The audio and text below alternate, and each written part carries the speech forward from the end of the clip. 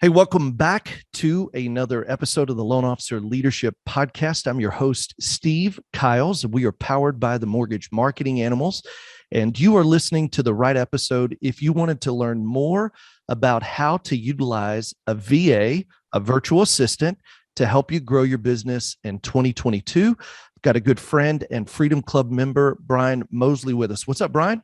Hey, not much. I'm excited to be here, Steve. Thanks for having me. Hey, well, I'm excited to have you here too, because you've been a Freedom Club member for 4 years. That's And right. what's crazy is this, you and I were just talking about it a few minutes ago. When you joined the Freedom Club 4 years ago, you did 60 loans the year before you joined us. That's right. And then this last year, in 4 years, this last year, you're a broker. You're with Financial Mortgage Solutions. You actually own the company, so you're a Yeah. brokerage. Yeah. And in 4 years, you went from 60 loans to 240 loans for $60 million. And your Yeah. branch did $115 million, bro. Come on. That's right. Yeah. No, it's exciting, man. It's It's huge. so yeah, I pinch myself when I think about it. It's really changed my life, Steve. It's been amazing. Well, and what a cool journey. And, one of the things we talked about at the last Freedom Club event, and I love these events. So if you're a Freedom Club member, we meet 3 times a year. And you were talking about you're utilizing virtual assistants probably Right. better than anybody. You currently have 5 VAs that are working on your behalf. So let's do this before we jump into the VAs. Tell everybody your story. How long you've been in the business? You're in the Albuquerque, New Mexico That's area, right. but tell us your story. How did you get here today? And then we'll jump into what do your VAs do? How are they helping you? How could somebody maybe find VAs? So let's jump in. Absolutely. I think, Steve, I'm a big testament to how mindset can really change your life and how important it is to have mentors and people who are pouring into you. Being a broker, sometimes we can feel a little isolated. I didn't have a great support system. I didn't have a mentor when I got into this business. I was 25 years old. I was young and dumb, started my own company, thought I could conquer the world. And man, it was a humbling experience. I mean, we're talking 2006. Very shortly after I started the business, we dealt with the financial crisis and all that went with that. And man, I really had a love-hate relationship with mortgages for a long time. I loved helping people. It fit really well within, my knowledge framework and what I'm good at. But I was treading water and I was spending a ton of time on things that honestly I shouldn't have been spending time on. And I like to tell people, a big switch for me was thinking about the scarcity mindset versus the abundance mindset. And I really was stuck in that scarcity mindset and it was preventing me from growing. So I was spinning my wheels. I was working incredibly hard and really didn't have a whole lot to show for it. And, getting mentors, mindset, really working on mindset, it honestly changed my life completely. And I know those are cliches, but when you really latch on to that and you start practicing it on a daily level and you have people who are holding you accountable, it makes a huge impact on your life. So that's in a nutshell, my journey. Just went from a one-man shop. I've got 20 people who work for me now, running a company, growing and having a ton of fun doing it. Hey, and isn't that different? I mean, that's just a whole different from a love-hate relationship to where you can build a legitimate business, and it's something we keep talking about on the podcast and everybody I'm talking to is, process wins over personality. It may not win the first deal, but it'll win the long deal. And I got to tell you, man, as you're learning, first off, it starts with mindset of, Carl talks about it all the time. He talks about flicking little guy off your shoulder and believing you Right. can, but then even the perspective of, today's an opportunity, today's the day. And even, you're hearing things about rising rates and it could be doom and gloom, as opposed to literally flipping the script and saying, man, this means opportunity. So where's the opportunity? How do I build systems? How do I build structure? How do I get even more help so that I can focus on, what's happening, Brian? You're doing what you're really good at, what makes you the most money. And I think that is really important because you start getting into that strength zone. You know what I mean? Absolutely. I spent a ton of time on things like processing and merging PDF documents and putting out fires. I mean, I don't enjoy doing that. And I know there's people on my team That's what they're good at. They love Yeah. doing that. Me, I don't so much. And I love what you're talking about with systems, because you have to have the systems in place to be able to not work in your business, and then you Yep. can work on growing your business, and it really makes a huge impact. And you're right, even in a market like this, there is opportunity out there. There are so many loan officers who have been focusing on refinances. They haven't been building relationships, and honestly, they don't really know how to build those relationships. So if you can free up your time to work on those things, you can have a lot of growth in any market. I love it.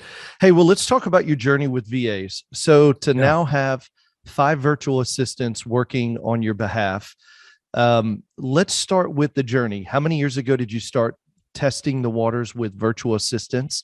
And then what did they do? Like, let's talk about where did you identify them and find them? You inspired me 2 Freedom Club events back, and I hired my first VA in October of last year. And I have my second VA started with us 30 days ago. And I have a third VA starting here in the next 30 days. Good And for it's you. remarkable how much work they can do. Yeah. But you were really the one that inspired me. It was back at the one in July of last year.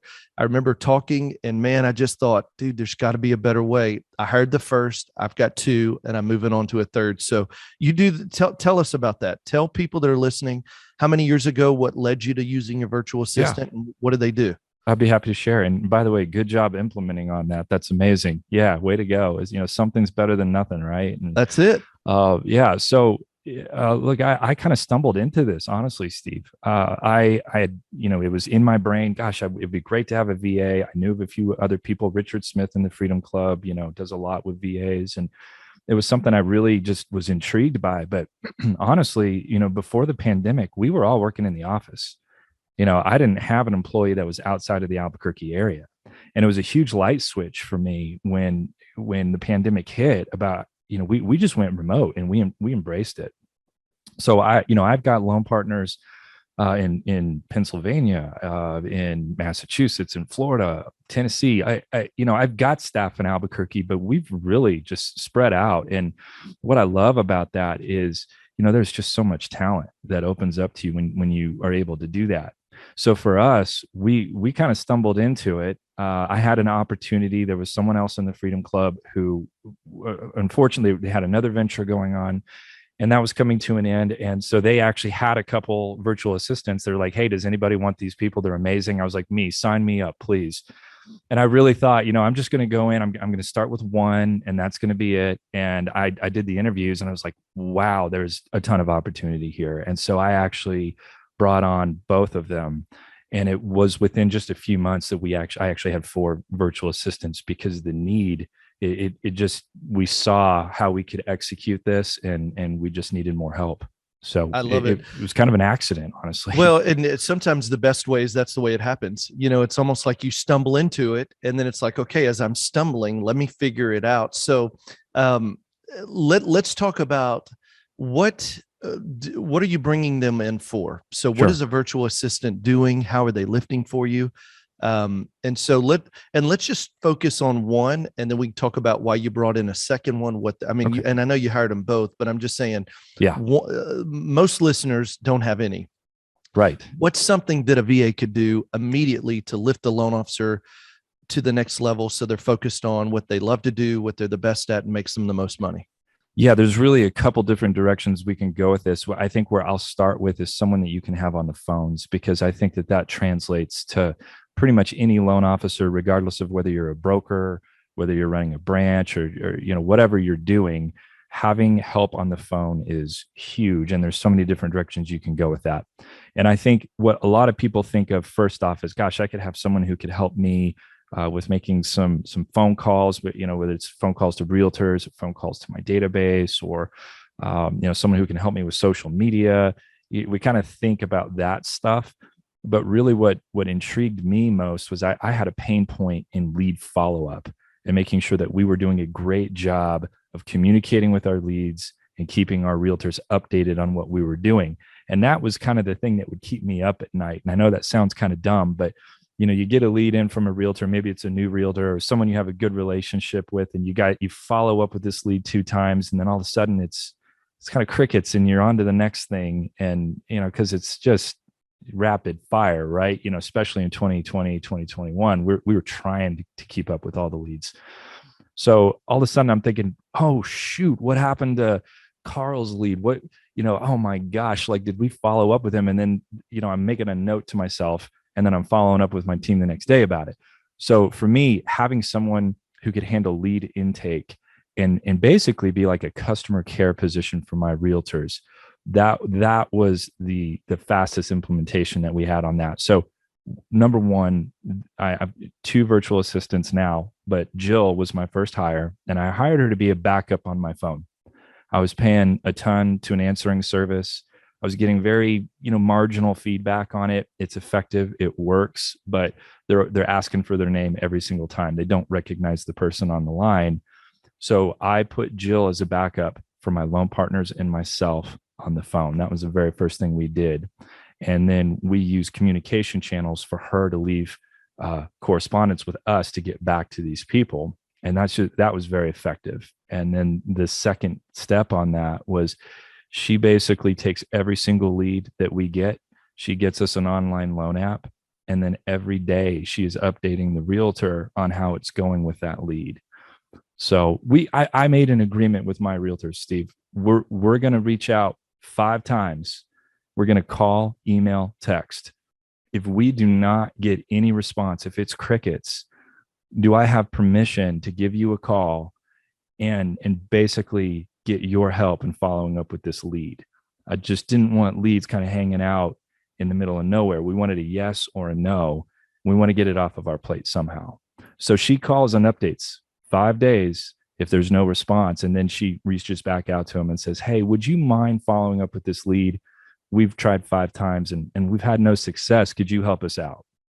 And I love worked it very well. Hey, and so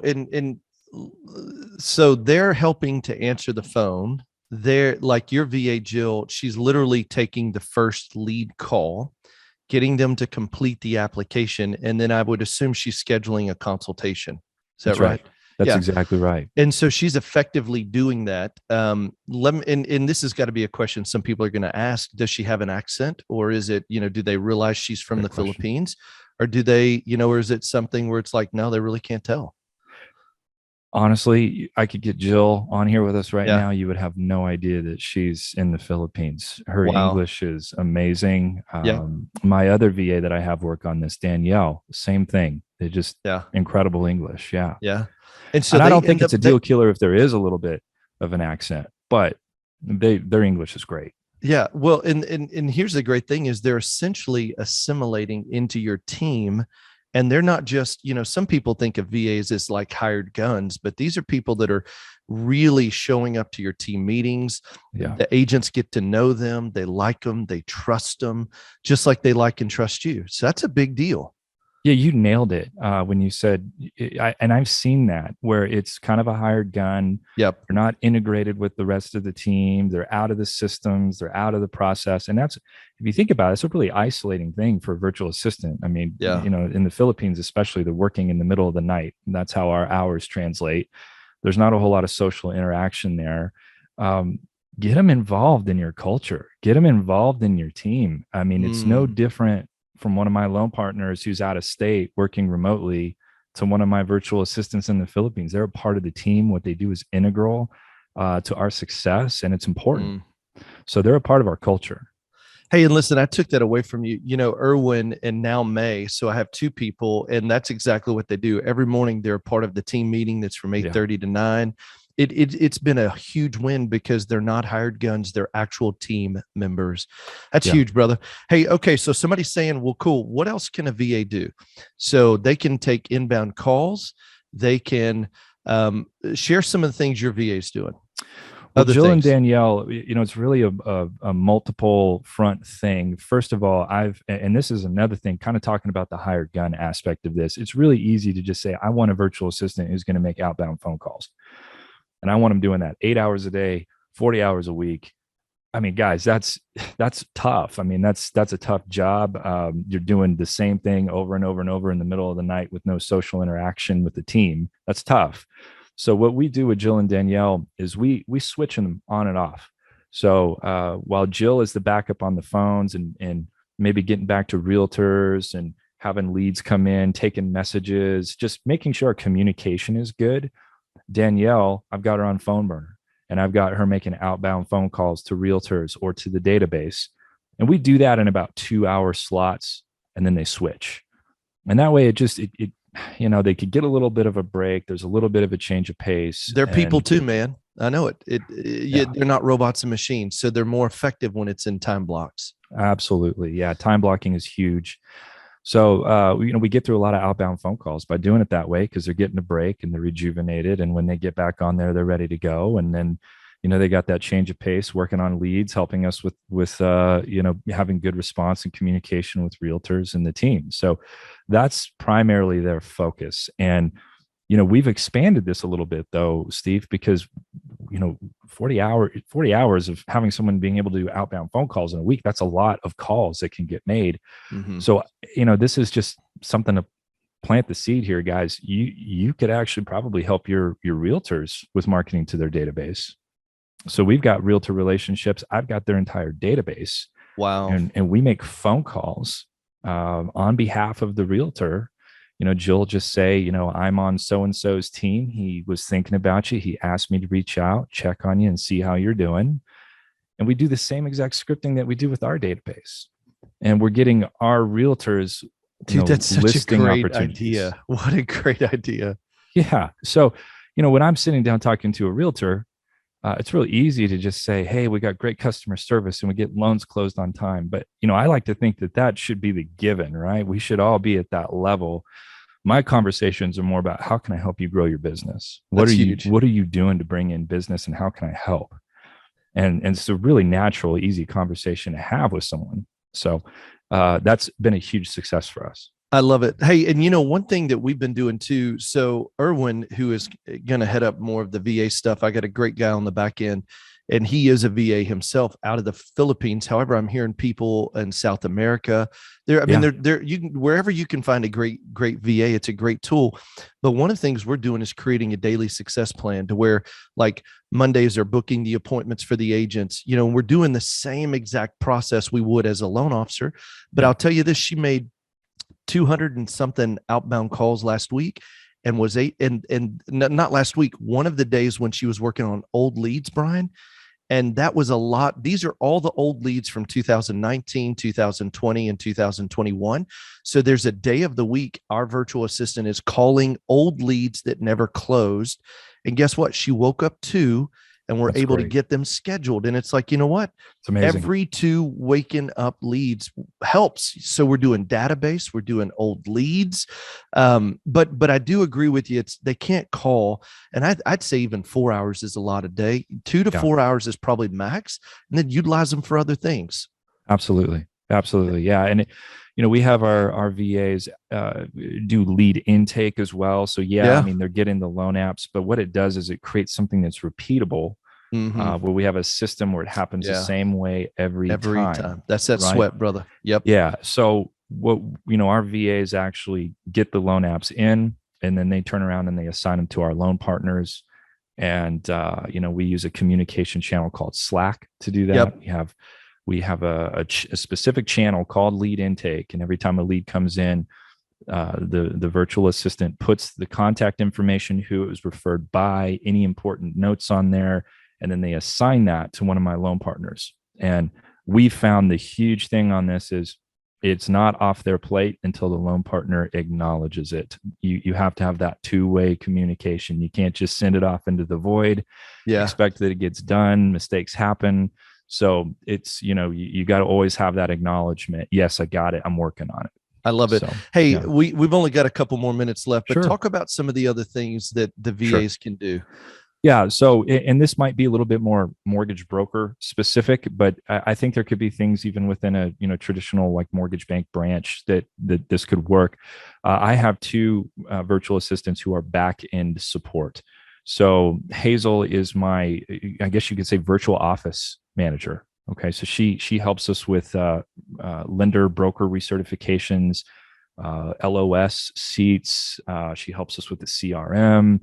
but any kind of internal thing that we need That's help with, huge. she's Yeah. great. And I didn't realize all of the things that weigh me down from an administrative standpoint when you have a team. And so she really jumps in and takes care of all that. And then I also have Nico, who is a post-close compliance assistant, if you will. So in the state of New Mexico, we have to have our files in a very specific stacking order. He goes in there and just makes sure that everything is where it needs to be, and Mm. helps my post-close admin just make sure we're organized. So What a great lift. Hey, one thing we've been doing too is I'm a producing branch manager. And as we've had new loan officers join us, we're actually even having May and Irwin help keep their Thor's Hammer yeah, list and their qualified agent list up. So when a loan officer in our branch has meetings with, like we did an event last week, we had 34 agents. You send that list to the VAs. They check out buy sides and put it right back on your Thor's Hammer Focus 40. So you could have them even checking buy sides on realtors. You can have them updating your Focus 40 the first week of each month to make sure the agents actually have a lead and a closing within 90 days. I yeah, mean, there's so many great things. They help us build forms. yeah. They help us with follow-up accountability. So, man, it's a huge deal. Hey, quick question. Somebody's listening. They're saying, I like the idea of a VA.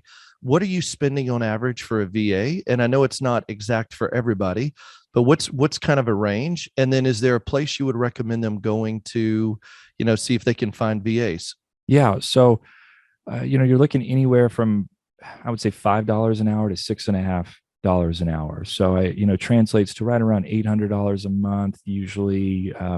For Jill and Danielle, I pay a little bit more. I mean, again, their English is phenomenal. They've just demonstrated, and I've bumped their pay up because they've just done such a great job. So that I'm paying them more than that. So closer to the $6.50 an hour range. If you're looking for a VA, virtualstafffinder.com is a really great option. Richard Smith also can really help if you're in mortgage marketing animals, the Freedom Club. He's got a great program where they can bring on staff for you as well. And I'm Mhm. trying to remember the name at the moment. It's not coming to the top of my head, but Hey, and send an email to support at the marketing animals and say, hey, who is that company? Richard Smith. They do a great job helping. I've used Vera Pro Solutions. And I would say that's about right. It's about 600 to 1,000. You could pay 1,100, 1,200 a month. But it's absolutely worth it having a conversation and figuring out, here's what I would do too. And by the way, if you want help with this, go to freedomplanningcall.com. We'd love to help you with it. Book in with one of our guys, Ralph or Mike Cardacia or Erica, one of the team members. We can help you. Freedomplanningcall.com. Schedule a coaching demo, but we could even show you what Brian's doing. We got some of his stuff on the website. But here's what's really cool. I think that as you're utilizing VAs, it's really just about doing an acts of freedom. So, Brian, I think part of what's you were even talking about, they can help with post-close support. They can help with phone calls. For me, it was doing qualified agents, checking buyer sides, make a list of everything you're currently doing. yeah, And then look at what's on that list that makes you money and what is administrative that doesn't make you money. And then that's what a VA could help you with. Now, of course, you got to get with your compliance department and make sure all that works out. But what I would encourage you is if you've got a ton of things that aren't getting done, maybe a VA could help you with it. And I think it's definitely worth having the conversation. I'm starting to utilize it even more. I mean, I'm planning to have an army of them, and that's because of our that's right. conversation last year. And so I'm like, man, every time I just get a little bit more lift. They're helping at a deeper level and they're great team members. So, hey, give us some closing thoughts. Yeah. Hey, I think really the big thing for me, Steve, is treat them like a normal part of your team. There's someone who's working on your team and providing value to you. So get them involved in team building events. I mean, we actually will jump on Zoom and just have hangout times, or we'll play a game, or we actually did a tequila tasting, which we actually sent them some money so that they could get some tequila and jump in. And we didn't go crazy, guys, but it was just having a lot of fun together, getting to know them. We're learning about their culture. They're learning about ours. And it's just a great time. So Don't isolate your VA, make them a part of your team. Hey, and that's the biggest deal. And again, I took that away from you, is that they can really be a big part of your team, and they add a ton of culture and life. And Yeah. what's interesting with my guy Erwin, which has been a fantastic. We were able to help support an orphanage he supports last year. So for Christmas, we did Christmas for the orphanage and the outreach that he's doing local in the Philippines. And man, to share that with the team and to share it with the market and to be able to make a difference, and it not just be a hired gun, but somebody that really says, man, I'm a part of this team, and he feels valuable and we feel valued that he's here. So it's a huge deal. Hey, well, Brian, thank you for taking time to be on the podcast. Thank you for sharing what you're Absolutely. doing with virtual assistants with our listeners. I hope if you're listening, maybe this stirs some thoughts and conversation. If you're looking for Richard Smith's company, which we don't have on, I can't think of the name of it, send an email to support at the Marketing Animals and we'll get that over to you. Book a time, freedomplanningcall.com. We'll show you how to do an acts of freedom so that you could see what would be beneficial if a VA is good use for for you and your time. Hey, and I also want to do this as we're closing up. Let me encourage you. Make sure that you subscribe to the podcast. That way you'll get it each week whenever it is released on Wednesday nights at 7 and Saturday mornings for the scripting podcast. And then also share it. Do you have two loan officers today that would benefit from hearing about utilizing a VA? Would you share it with two loan officers? Like literally stop what you're doing right now, go to where you're listening to it, and where you say share it, and pull up two loan officers, share the podcast with them. We'd love to continue to be on their journey as well. So subscribe, share. And the last one is this, man, your reviews are awesome. I would love for you to just give us a review. Tell us how we're doing here at the podcast. We are 5 reviews away from 100 reviews. Help me get over the 100 mark. It helps us in the rankings. It helps other people find the podcast and the great resource, just like what Brian's sharing with us today. So give us a review. If you do, send it to the Marketing Animals, support at themarketinganimals.com with an address, and we will send you Carl White's brand new book, Loan Officer Champions. Would love to put it in your hands. Hey, so Brian, thank you, brother. Thank You you. are amazing. I appreciate you sharing at the Freedom Club and then here on the podcast as well. And man, just what a wealth of knowledge, man. And I'm blown away. 60 loans to 240 units, a Yeah. cool $60 million in 4 years, and building a branch through your brokerage, which you own, of $115 million this last 12 months. And brother, that's huge growth. And so thank you for sharing what it is you're doing to see great success, and just appreciate you. Hey, thank you so much, Steve. Thanks for having me. It's been a great ride. So love being a part of the Freedom Club. It's cool, man. Hey, well, listen, everybody, remember this. Anything worth doing is worth doing badly. Just get started. See ya.